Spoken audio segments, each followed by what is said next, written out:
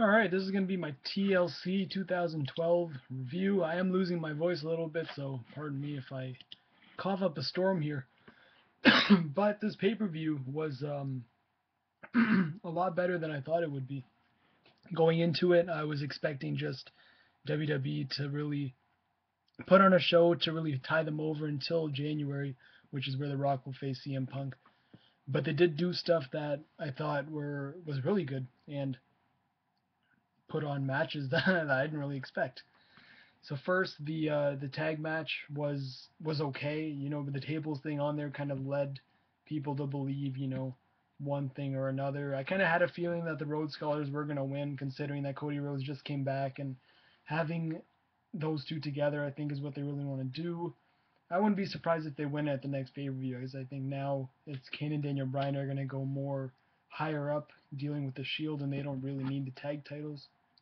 So, memorable thing in this match, I would say, is the Sin Cara went for the springboard and then he got pushed through the table. That was, of course, the ending spot. So your number one contenders is Team Rhodes Scholars, and then Antionio, Cesaro versus R-Truth. Something about these guys don't click to me. I think it's more, I don't know, it's Claudio or Antonio Cesaro. He's a great wrestler, all around good wrestler. You've seen him have great matches with Justin Gabriel, Kofi, Kingston.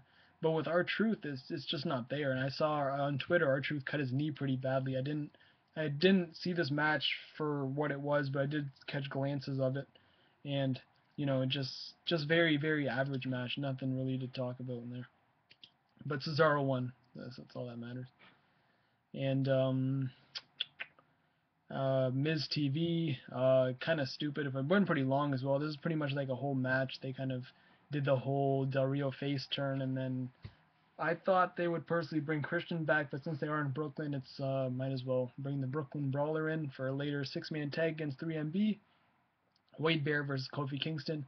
I personally like this match a lot of good near falls, and I thought both guys really did an incredible job. I really enjoyed this match for what it was, and Kofi Kingston won with Trouble in Paradise after Barrett missed his ball pin elbow or whatever it's called. And CM Punk promo, pretty much same old CM Punk promo that we see every week. 300 and whatever days this, The Rock this, better than you this.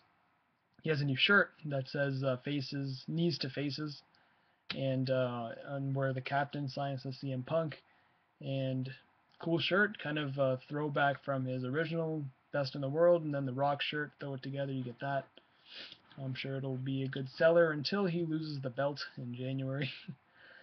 And then we had the greatest match I think WWE put on in quite some time. Very unexpected, considering that there was a debut match for the Shield. The Ryback was in the match. Kane and Daniel Bryan were doing whatever, but there was so much carnage, so much I can't even go play by play on what it was, but there was so much going on in this match and so much good stuff going on. It kept you hooked throughout the whole thing. Every chair shot, every table spot, every ladder spot. You were watching it, and these guys beat the hell out of each other. They're going to be sore in the morning, especially Seth Rollins. He took a really nasty bump from a huge ladder through a whole bunch of tables, and you saw the side of his head clip the edge of one table. And very impressive showing by all three guys. All six guys did incredible. And Ryback, I think, whoever it was, King, I think he said, like, he's still standing, and he was fun. Like, Ryback looked like he can go another round. He was breathing a little heavy, but like I was expecting him to be completely out of it. And Kane was kind of the I don't want to say, like, he was kind of the guy who's got dragged along the ride. He didn't really do too much, but he was buried through under a whole bunch of stuff throughout the whole match, most of the match. I'd say a good 3/4 or a quarter of it he was out of action. But the Shield did win after a huge it was like I don't even know what they called it, where the team Bubba Ray and Devon used to powerbomb through a table. That's what they did. But it was a very good match. I highly recommend anyone who hadn't seen it go watch that, because it was that good. And then what did we have? No, the Divas title. It was a Divas match after a good match. How do you think it went? It went very bad. And the chairs match, um, I was really expecting more out of this match, but there was a couple good spots where Sheamus gave Big Show the white noise through like a chair thing, and the ending with Big Show bringing out that huge, gigantic chair was weird. It was huge. It was like even in Big Show's hand, it looked huge, and then he just clomped Sheamus in the back, and then still champion. 3MB versus Del Rio, Miz, and Brooklyn Brawler. By far the most random 3 pairing I've ever seen.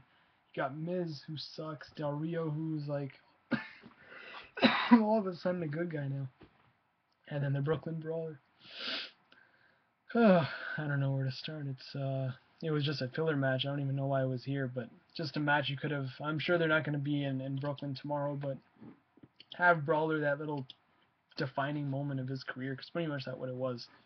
He got the Boston Crab on, won the win, the main event. Oh boy. Ziggler was huge, hugely over. Crowd was great the whole night, by the way. And they went back and forth. Good spots here and there. Cena showing incredible strength with the ladder. He picked up the ladder and Ziggler on top of the ladder. So that was at least a good 300 pounds, ish. And the ending came when AJ came out. Cena's climbing the ladder after AJ beat up Vicky. She's skipping around, and everyone I think saw it coming. I'm like, this girl is going to throw Cena off the ladder, and that's exactly what she did. And the crowd went nuts, and Ziggler climbed, took the ladder, end of the match. It was good. Although the storyline is going to continue, it's a good twist. I would have liked if AJ was kind of in cahoots with Ziggler the whole time, if she kind of jumped into his arms, which kind of leads to another twist. Now it's like Vicky and Dolph, and then AJ in that kind of through triangle, and then Cena's kind of looking from the outside now. That's what I would have liked, considering this storyline's shit as it is, but I think that would have been a good swerve for it. But Ziggler's still Money in the Bank. I see him cashing it in soon and then losing it. I don't think he'll go to WrestleMania. I think he might do it after Mania if he does, but it's either he's going to cash like now and lose it before Mania, or he's going to cash after Mania. I don't think he's going to have nothing to do with the main event program at WrestleMania 29. But that's all. That's the review. It was a good show. I can highly recommend everyone go and watch the Shield versus Ryback, Kane, and Daniel Bryan. And I'll see you guys in the next video.